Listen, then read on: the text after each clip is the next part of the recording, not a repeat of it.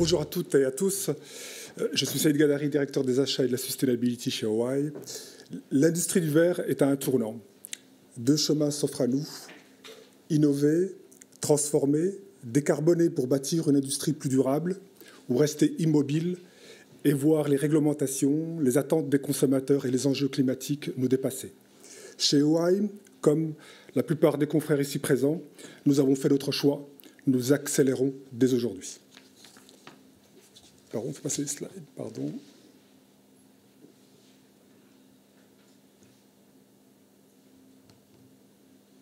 Excusez-moi. Voilà. Quelques mots pour vous parler d'OI. Depuis sa fondation en 1903, Owens Bottle Company, aujourd'hui OI, s'est imposé comme un leader mondial dans la production de contenants en verre. Nous fabriquons 36 milliards de contenants chaque année, avec 23 000 collaborateurs à travers le monde. 7 milliards de dollars de chiffre d'affaires, un peu plus de 3 800 brevets et demandes en cours. Nous sommes convaincus que le verre est l'emballage du futur, mais nous avons la responsabilité de le produire autrement. Voilà. Pardon, je fais passer tous les points comme ça, c'est plus clair. Le verre est 100% recyclable, mais sa production doit être plus vertueuse.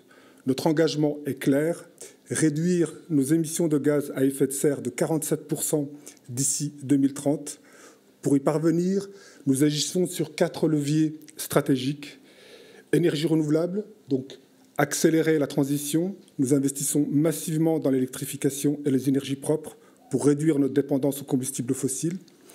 Plus de verre recyclé, moins de CO2. Il faut savoir que chaque 10% de verre recyclé réduit nos émissions de 5%.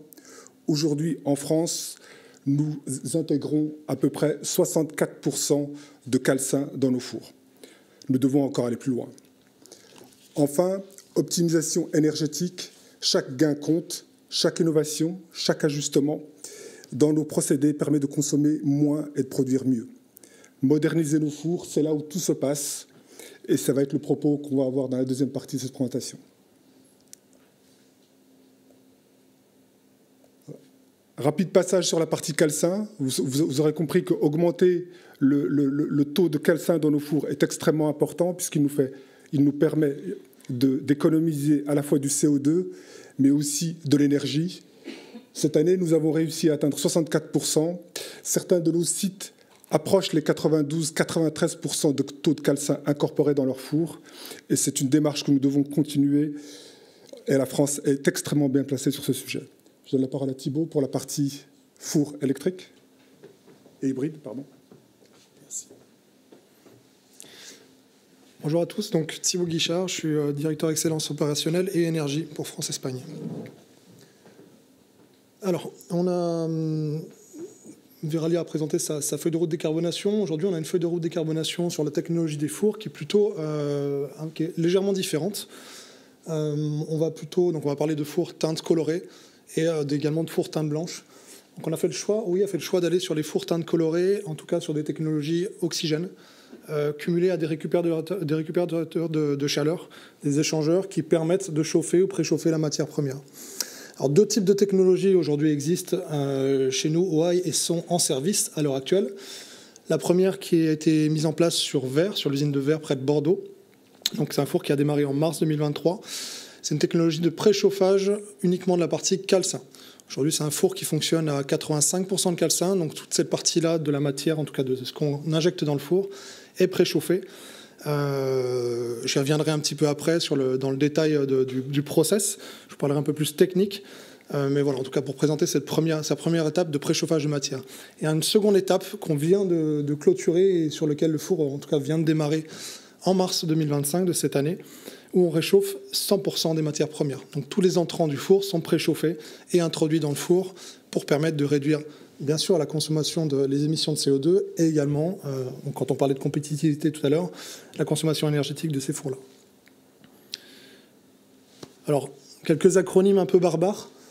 Voilà, on utilise, donc ce sont des fours oxygène. Ça fait des années que les verriers utilisent des fours oxygène. Rien de nouveau sous le soleil. Par contre, il y a cette fameuse technologie, donc CPH, Cullet Preheater, préchauffage calcin, sur lesquels on arrive à atteindre des gains de CO2 confirmés, en tout cas sur l'usine de verre, de l'ordre de 20% et des gains énergétiques de l'ordre de 12%.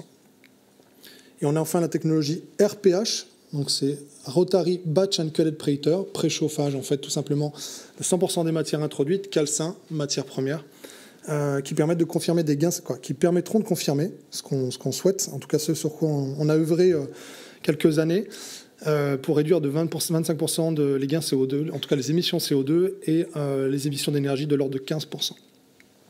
Donc le four vient de démarrer, je vous montrerai après d'ailleurs une petite vidéo sur ce four-là. Pour les technologies de four à teinte blanche, on est parti sur un principe de technologie flex-hybride. Donc il y a bien les deux mots, flexible et hybride. Donc c'est le four de Vosges qui est concerné par cette technologie-là, avec un démarrage qui est prévu, des travaux qui sont prévus début 2026, un démarrage qui est prévu en mai 2026, fin mai 2026. Pourquoi flex hybride? Tout simplement parce qu'on intègre à la fois la technologie hybride, vous en avez parlé, Monsieur Desportes, mais également cette partie flexible, c'est-à-dire qu'on pourra jouer sur le mix énergétique de ce four-là et avoir un curseur qui nous permette de régler entre 30 et 70% du mix énergétique entre le gaz et l'électricité. Donc sur une utilisation 50-50, qui est la base de nos études et de nos dossiers qu'on a pu présenter aux administrations, on aurait un gain CO2 estimé de l'ordre de 35% et des gains énergétiques sur ce four-là de l'ordre de 20%. Si on pousse le mix énergétique, c'est ce qu'on souhaite et c'est l'expérience qui nous permettra d'y aller. En tout cas, après démarrage, on se servira de l'année 2026 pour pousser le four à ses capacités maximum. Donc sur un mix énergétique poussé de 70% d'électricité à 30% gaz, ça permettrait donc une réduction des émissions de CO2 supérieure à 40%. On se rapproche, on n'est pas au niveau d'un four électrique, 100% électrique, mais on se rapproche de ce niveau-là. Alors, un petit peu de technique. Je vais essayer d'expliquer simplement des choses qui sont techniquement assez complexes. Vous avez deux schémas de principe. Je reviens sur la technologie four coloré, donc four oxygène, avec cette technologie de réchauffage de matières premières. C'est un simple échangeur sous forme de silo dans le cadre de l'usine de verre ou sous forme de tambour à l'horizontale dans le cadre de l'usine de Gironcourt, qui permet de rentrer la matière première à température ambiante, 25 degrés, et qui permet de sortir la matière première en sortie de cet échangeur entre 400 et 450 degrés. Cette matière est directement ensuite introduite dans le four par les chargeuses en arrière du four. On a deux systèmes à chaque fois, deux enfournements, droite et gauche sur l'arrière du four, et à chaque fois ce système est doublé, que ce soit à la fois pour le CPH, donc le préchauffage, le silo de préchauffage matière première, ou à la fois pour le Rotary Batch Uncullet Preheater, donc le tambour qui permet de réchauffer 100% de la matière. Si je cible un peu plus sur le four de Gironcourt, donc c'est un four qui a une surface au sol de l'ordre de 130 mètres carrés, un four qui a une capacité journalière de production de tout ce qu'on appelle les tonnes tirées de l'ordre de 400 tonnes de verre fondu par jour. Et ce four de Gironcourt, qui est le four numéro 4, qui est dédié au marché de la bière.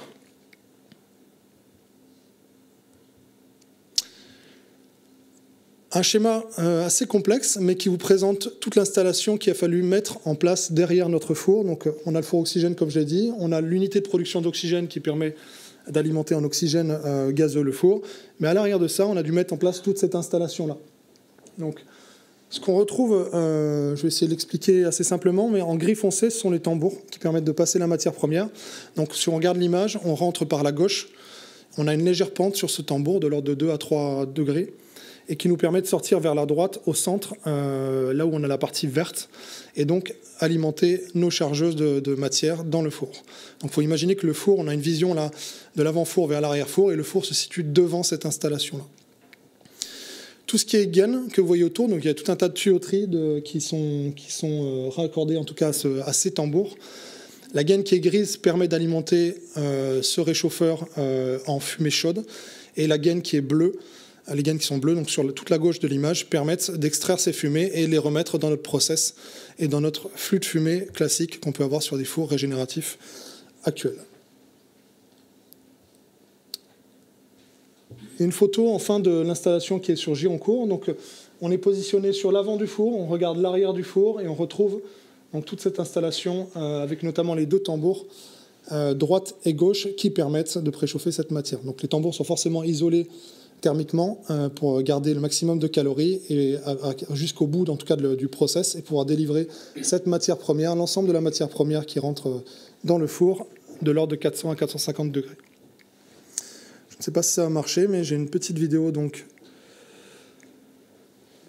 de ce four et donc du tambour droite du four de Gironcourt 4. Donc on voit, c'est des vitesses assez lentes. Donc c'est un principe d'échangeur hein, comme on peut avoir en cimenterie, qui est un peu plus poussé parce qu'on a le calcin et même la matière première, le verre est abrasif. Donc on a dû travailler beaucoup sur la capacité de ce système-là à devoir résister dans le temps. On en a parlé tout à l'heure, hein, une campagne de four, alors on est sur un four coloré, teinte verte, vert bière, donc on est plutôt sur 15 ans, 20 ans même. Le dernier four avait 22 ans. Voilà, donc l'idée c'est de pouvoir avoir quelque chose, bien sûr qui ne tiendra pas, qui tiendra forcément sur la durée de vie du four. Il faudra prévoir des maintenances, des grosses maintenances sur cette installation-là. En tout cas, voilà, le principe, dès la conception, il a fallu réfléchir pour la maintenabilité de ce système pendant les 20 années qui suivaient, en tout cas, la durée de vie du four. On va passer sur la partie flex hybride. Donc, au même titre que Veralia a pu faire un partenariat avec FIV dans le four 100% électrique, on a un partenariat avec l'entreprise FIV, du coup, sur ce four flex hybride qui va être installé sur l'usine de Vosges, dans la Loire. Vous avez quelques schémas de principe de ce four-là. Alors déjà, les capacités de ce four, c'est une surface au sol de 135 m², capacité de fusion de l'ordre de 330 tonnes de verre fondu par jour. On est quand même sur des grosses capacités, on souhaite conserver cette grosse capacité sur ce four-là. Donc le choix ne nous permet pas aujourd'hui, en tout cas la technologie 100% électrique ne nous permet pas d'aller sur une électrification à 100%. Donc on a fait ce choix-là de technologie plutôt hybride. Et le marché qui est délivré par ce four-là, on a certains de nos clients effectivement qui sont dans la salle, mais on est sur des marchés premium, spiritueux, pour du four teinte blanche et extra blanc. Alors, en termes de cycle, j'explique un petit peu les schémas. Le premier graphique que vous avez tout en haut, ce que vous voyez en rouge, dans ce qu'on appelle la sole du four, c'est le nombre d'électrodes, donc toute la partie électrique de ce four-là. Donc c'est un four qui est assez... je vais vous mettre un peu plus de détails. La première partie de four, donc qui est la partie de fusion, sera, on va dire, électrique. C'est vraiment la partie là où est installée la plus grosse puissance électrique de ce four.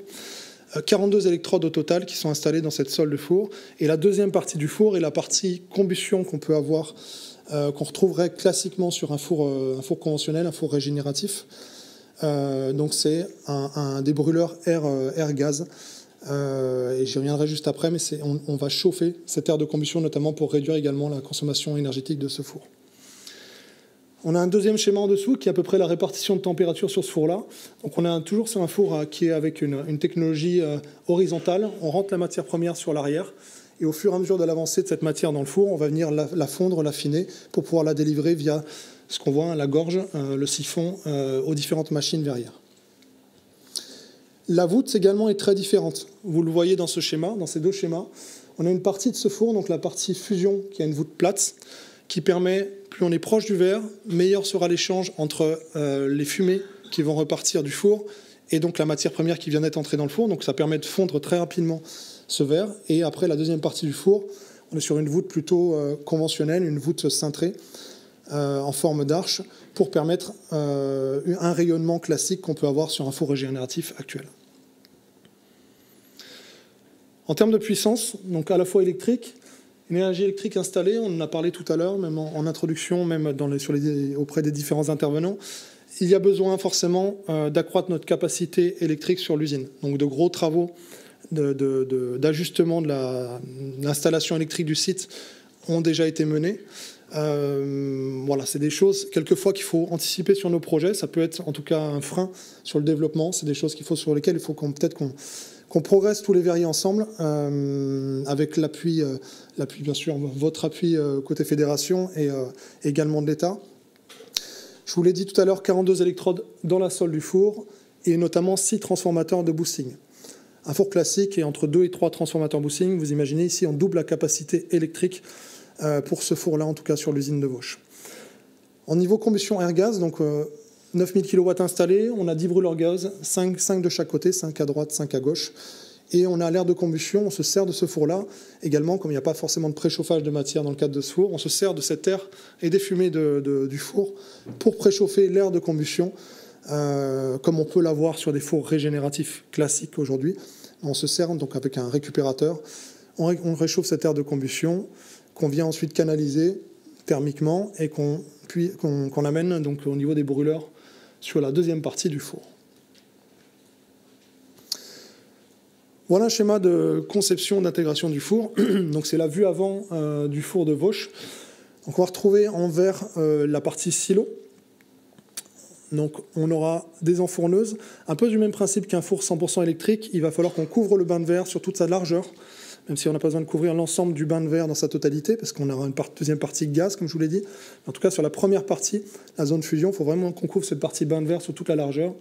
Donc on a un système d'enfournement un peu particulier par vis sans fin qui permettra de couvrir donc, la largeur de ce four-là sur la surface totale du four.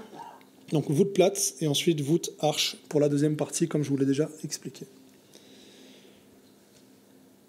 Une deuxième photo qui représente l'arrière du four. Donc on retrouve le four au fond de cette image.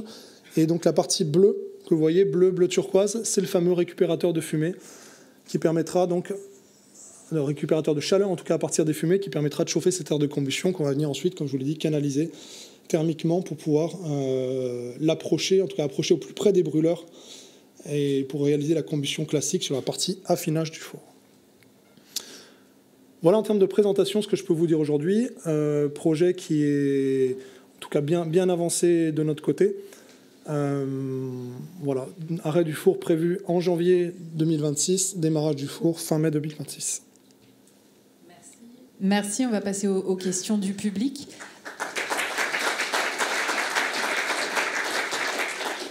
Moi, j'ai une première question. Vous avez mentionné la maintenance. Est-ce que la maintenance est plus lourde sur des fours de cette typologie que sur des fours traditionnels ? Je dirais pas forcément, dans le sens où ce sont des fours... alors, je vais parler d'abord des premiers fours oxygène. Il y a moins de réfractaires. Il n'y a pas de chambre de régénération, donc moins de travaux, on va dire, travaux de fumisterie qu'on peut avoir classiquement. Par contre, effectivement, le coût maintenance reste proche, parce que cette partie réchauffage matière nécessite des maintenances plus mécaniques, on va dire. On est plus sur de l'acier que du réfractaire. Donc voilà, globalement, c'est à peu près identique. En termes de coût maintenance, par contre, elle est répartie différemment. Est-ce qu'il y a des questions dans la salle ? Oui, monsieur, au fond.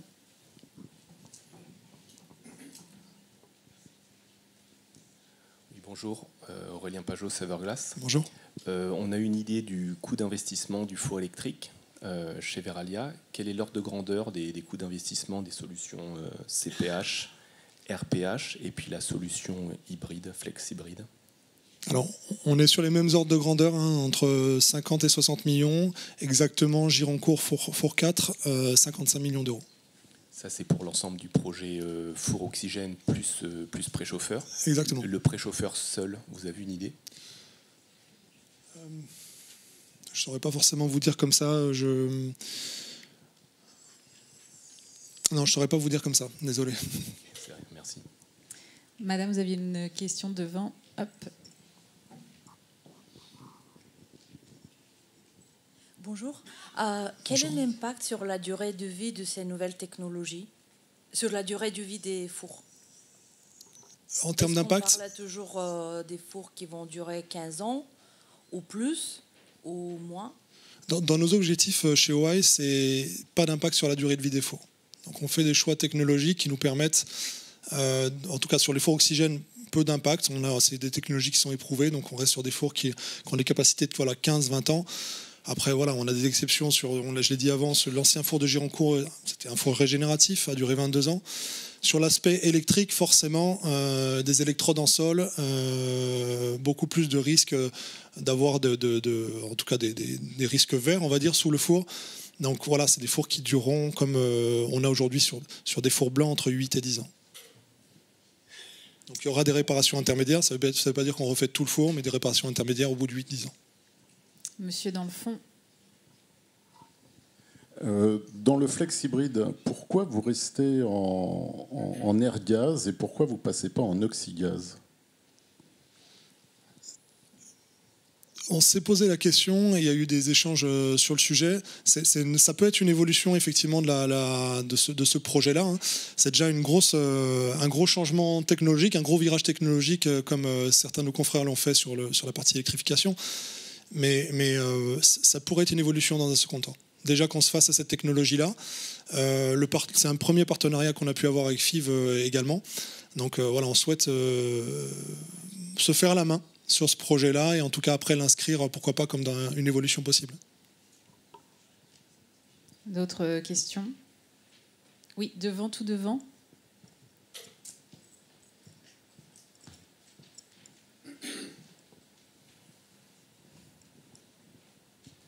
Une petite question. Est-ce que la technologie FlexiBrid est envisageable pour les teintes colorées? On fera l'essai, en tout cas. On fera l'essai. L'idée, voilà, toujours, bien sûr, l'hybridation pour les teintes colorées est une solution. FlexiBrid, il faudra qu'on se fasse la main dessus également. Le four de Vauche est un four teinte blanche, teinte blanche et extra blanc. L'usine de Vauche produit des teintes colorées, donc on aura la possibilité de faire ces essais-là, en tout cas, une fois qu'on sera bien approprié, en tout cas, cette technologie. Oui, d'autres questions? Alors, monsieur au milieu, Nicolas, si vous voulez. Voilà. Bonjour, Hubert de Divan de chez CIV. Je voulais juste rebondir sur ça. Nous, notre conviction, c'est que c'est compatible avec une teinte, mais la technologie flexible induit des compromis sur le design. Donc la flexibilité va impacter ce qu'on peut faire ou pas. Merci pour cette précision. Est-ce qu'il y a d'autres questions? Vous avez mentionné les pouvoirs publics. Est-ce que les pouvoirs publics vous accompagnent sur ces sujets-là et de quelle manière aujourd'hui?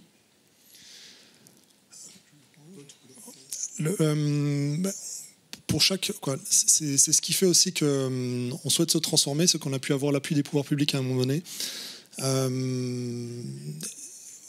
Bien sûr, chaque four qu'on met en œuvre, chaque projet, on déclenche des dossiers qui nous permettent d'avoir des aides. Que ça soit via les C2E, que ça soit via des carbind avec l'ADEME.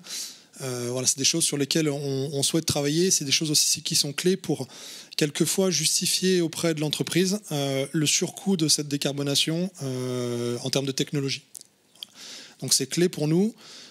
Jusqu'à maintenant, on a été très bien accompagné, très bien conseillé par l'ADEME et on a eu on a pu confirmer en tout cas les engagements qui ont été pris dans le cadre de la contractualisation sur ces dossiers, par exemple des carbind, des mêmes C2E. Et voilà, c'est toujours difficile à mener comme dossier, mais en tout cas, ça a fonctionné sur le dernier en date qui a été confirmé après plusieurs mois de fonctionnement, qui est celui de Vert. Merci à tous les... Oui, Saïd, vous voulez... Oui, je voulais juste compléter l'importance aussi... Approchez bien le micro. Pardon. Je voulais aussi compléter l'importance du partenariat avec RTE, Enedis pour les raccordements électriques. C'est extrêmement important dans ce type de projet.